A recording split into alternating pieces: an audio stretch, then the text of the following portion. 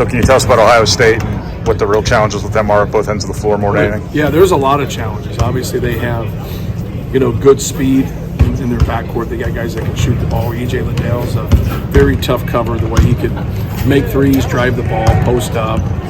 They got good interior players in Zeb Key and Kyle Young. Malachi Branham is a star in our league, just a very, very talented, productive player.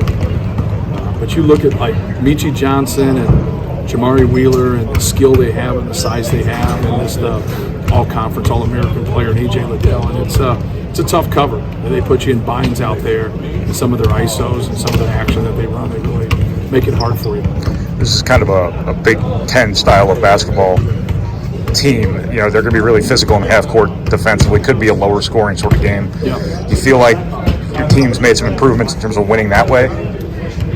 Yeah, it just depends on how games unfold. You have to be able to play in the 50s and 60s when you're used to playing in the 70s, 80s, and 90s. And that's part of it. That's part of advancing and getting in the tournament. Sometimes you have high-scoring games, sometimes you have low-scoring games, but you have to be comfortable, playing both ways. There's still things in a game, no matter how many points are scored, that you have to consistently do. And when you play somebody as tough and as defensive-minded as Ohio State, you got to be able to match that. You got to be able to rebound the ball. You got to be able to defend. You got to be able to take care of it and put yourself in a position to win. What has Wheeler brought to Ohio State, and don't know if he's going to play tomorrow? And how different are they without him? Yeah, just his overall experience. He's played in so many games, but he's very good on the ball defensively. He's great. He causes havoc away from the ball. He pushes the ball on offense. He's worked to where now in the last couple of years he's made his open threes, so that he used to be a guy that you didn't have to guard. Now you got to guard him. You got to work on containing him. You got to work on making sure he doesn't get his feet set and take a three. But probably the number one concern with him is just how active he is defensively. He just tries to mess up, whatever you're running, and with his experience and understanding what the other teams are doing, that causes a problem for people. Just kind of the inside-outside challenge of guarding EJ Liddell makes him very different than the Coburns and the Trace Jackson Davises and whatnot. Right. Can you just speak to that matchup? Yeah, I would think it goes more to the Keegan Murray matchup. I would say EJ Liddell's got a little bit more strength.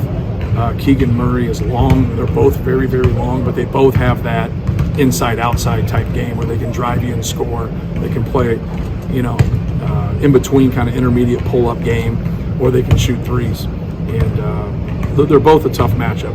Nobody really has ideal matchups against them. It's kind of a team effort. It is a team effort to be able to stop guys of that caliber. Just what Paul and Terry have brought to you, and obviously Paul had worked with you before, right. So that was probably a little bit more of an easier transition. But right. Just the two assistants, because those were really the two newest parts that you had to this team coming into this year. Right. Because you had all your players back. Yeah, I just think both of them, their overall experiences, they both have a wealth of knowledge and experience. And Terry being at Butler and being at Ohio State and being in winning programs, Paul obviously being a head coach at Missouri State and then being at Creighton, they both have brought different ideas and different things. Even though we can do about the same things, it's still great to have experienced coaches on your staff. But both of them have been great. Obviously one handles defense and one handles the offense, but they both have good rapport with people and get along with their players. But their experiences are what's the most important, is just that their understanding of the game and helping our guys, especially Big Ten basketball. They're both been around Big Ten basketball. Terry shared the story that you had him present his kind of scouting report on your team back in the fall. Yes. Why did you do that? Was that just more of a here's what somebody else thinks of you? Or? As a coach, they kind of end up listening to you sometimes like they do their parents. They know that their parents care about them, but we all think that our own parents don't quite get it when they're 20 years old, but they do get it. And to hear somebody else say, hey, force this guy left, don't let him go this way, play him as a driver, whatever it might be. Doesn't play hard all the time. Doesn't play, say hard things in a room amongst us, not to hurt somebody's feelings, but as much to say, this is what we thought of you. Your opinion doesn't matter about what we think about you. And a lot of times as a coach, you're massaging some things. You don't have to berate guys or yell at guys or whatever, but they do need to know the truth. And sometimes they don't let the truth sink in. Now, sometimes guys let the truth sink in too much, then they lack confidence through it. Like, you got to be able to constructively take some criticism and then use that as a springboard to improve. Has First kind of caught his second wind here? No pun intended.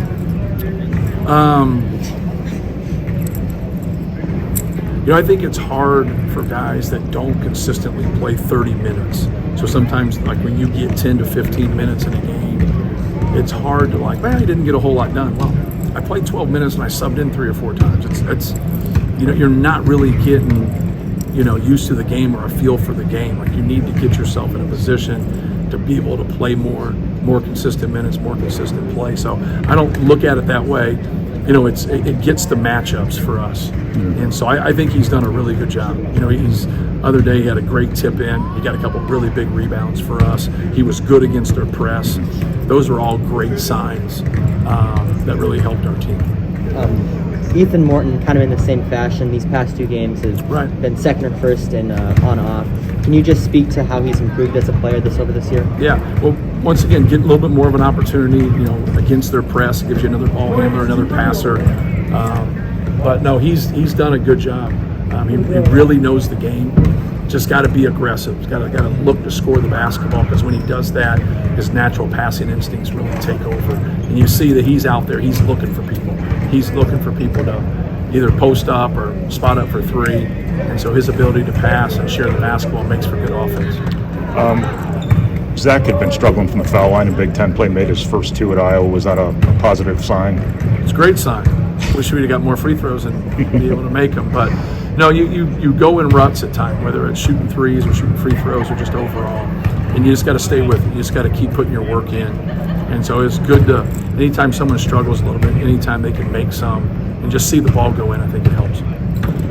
Coach, after the win against Iowa, you moved into second place all-time for coaching wins here at Purdue. Mm-hmm. I guess, can you put into words just 17 years here, just kind of what it's meant for you here at Purdue, just kind of leading up to this? No, it's been great. Like, it's a dream come true to be able to coach at your alma mater and have some success. And it's hard. It's a hard racket to be in, just because things can get cyclical sometimes, and you get some things go against you, whether it's injuries or foul trouble or just the chemistry of your team, or you lose out on some guys in recruiting. So everyone's going to have some ups and downs. And so, just thankful that they've stuck with me and stuck with our staff and our players. And I think if more people would do that and stick with people through some tough times, because we went to 6 straight tournaments, then we didn't go to 2, and now we've went to 6 straight again. I know there's a gap in there, but that was the pandemic year. So, like, we've had some ups and downs. We've obviously had more ups than downs. But just, I think that consistency, if people would just kind of hang with the staff. Starting over is so hard. That is so hard. And I think you can kind of see the people in our league that they stick with a little bit. They normally end up getting things turned around and having that success. But no, it's kind of for me, you just kind of focus on the next year or what's going on right then, and you focus on the recruiting. You don't look at the big picture, then kind of, wow, you've been here 17 years. So it's like you just want to kind of keep it going, but you want to keep getting better. Like, I don't think what we've done is good enough. Like, you want to be better than you are. And so that's what we got to strive to do.